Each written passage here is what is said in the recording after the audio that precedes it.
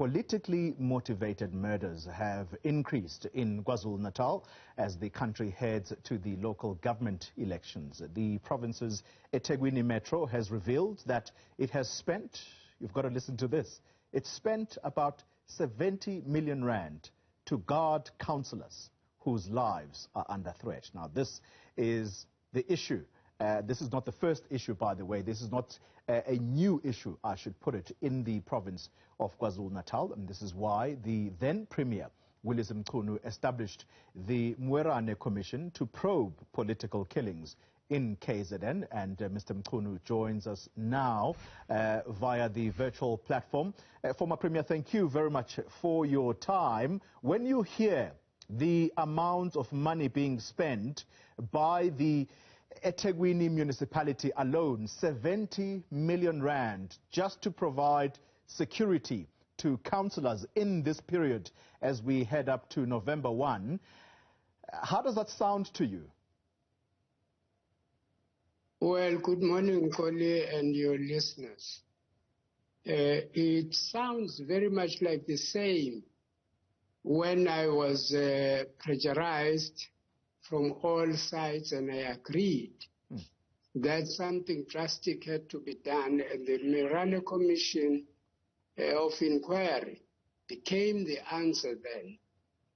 Now, for quite a little bit of time, there were interventions by political parties, there were interventions by security agencies as well.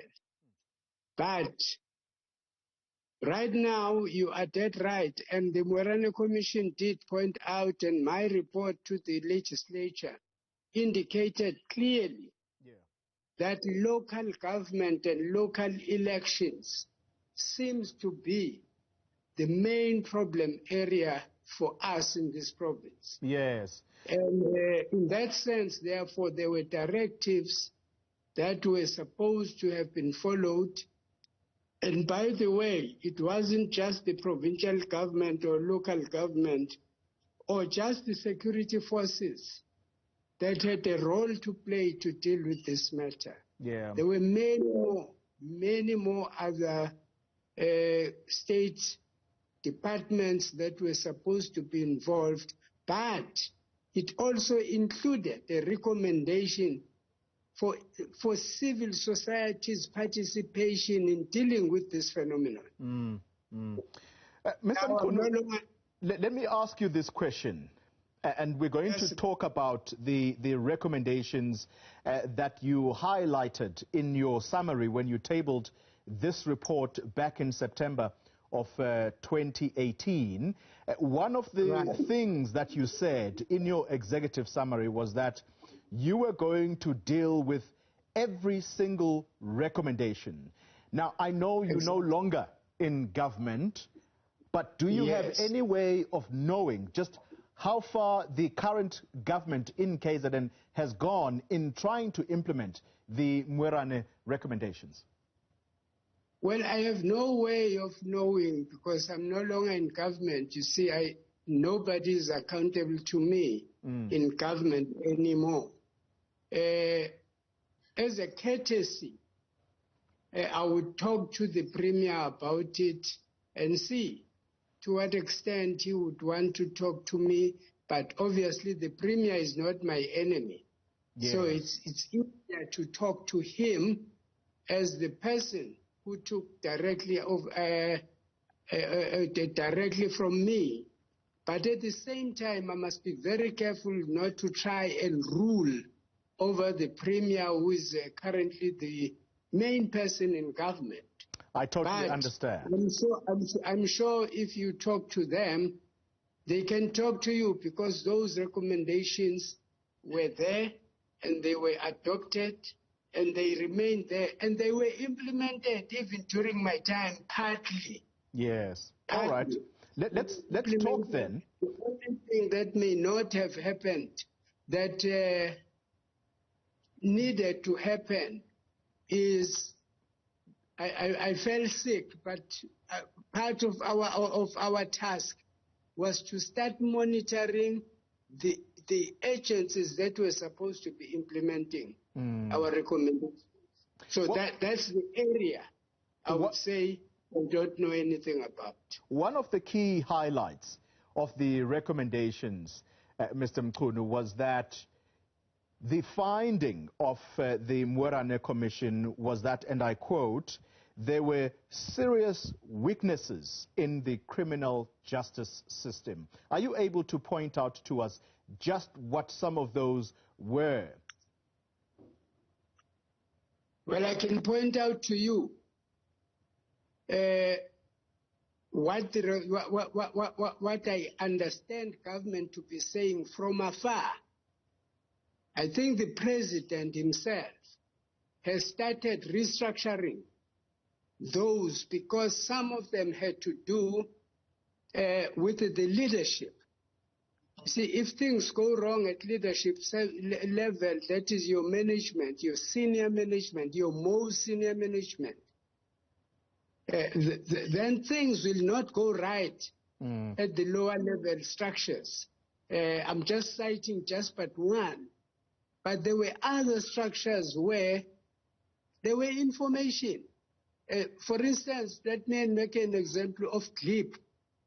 In CLIP, when we were dealing directly with CLIP, there were allegations against even police officers there.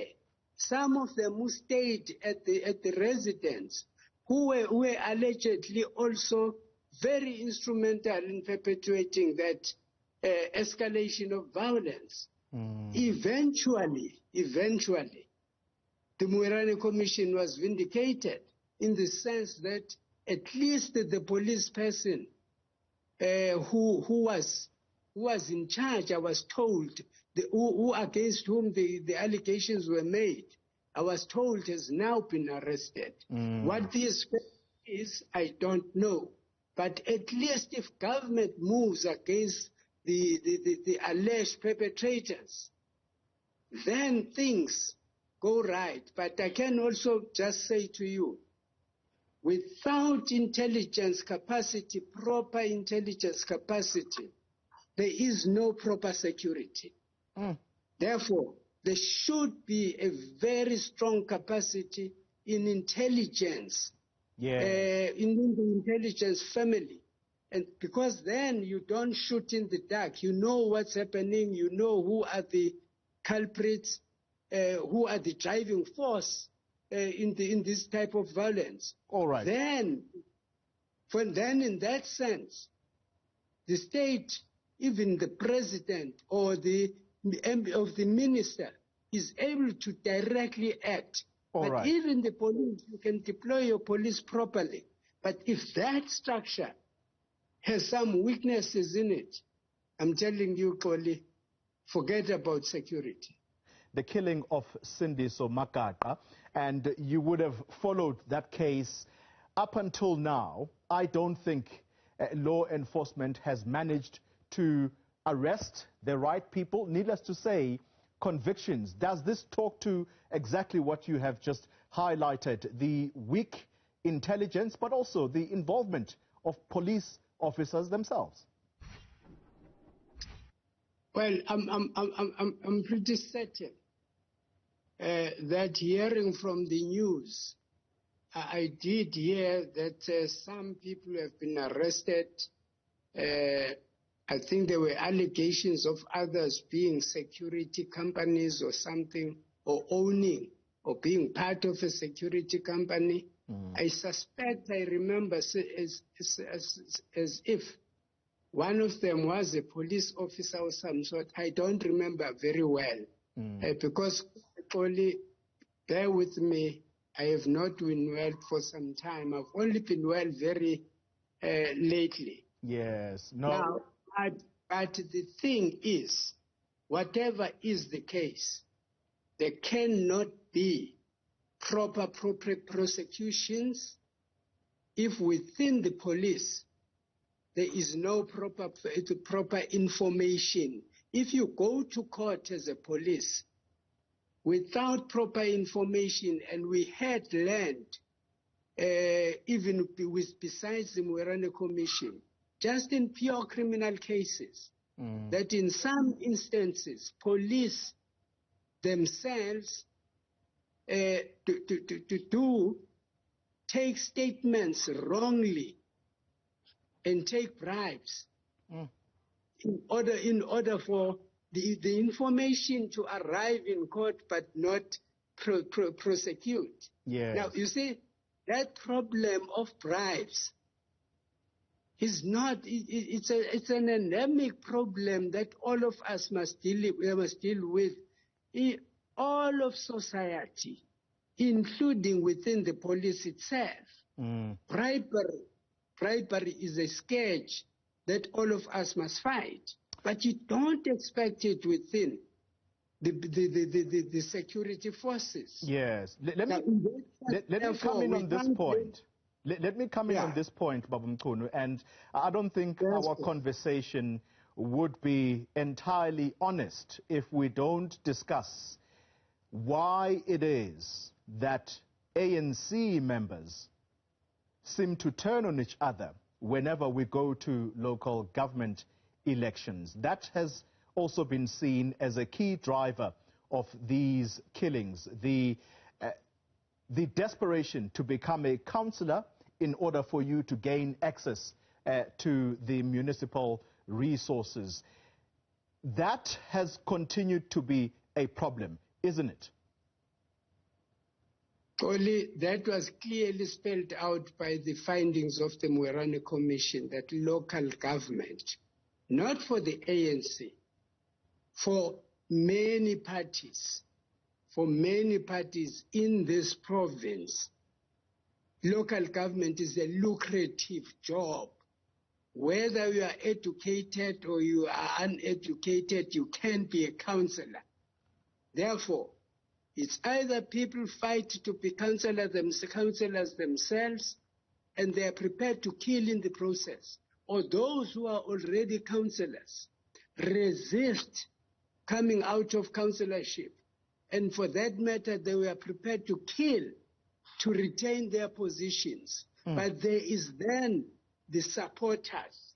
In some instances, the supporters are prepared to organize hits and killings if their candidate is seemingly having some obstacles in achieving that, solely for the purposes of being close to employment first and foremost, but secondly, to whatever corruption you can lay your hands on within the governance framework. All right. Now, those are the problems. They are not being set by me. They were set directly by the Moerane Commission. But all of us have a role. That's why the Moerane Commission did not only concentrate on the security forces or on government only. The Moerane Commission urged for the involvement of civil society organizations. And if you take political killings and disassociate it from the general instability that comes about during the times of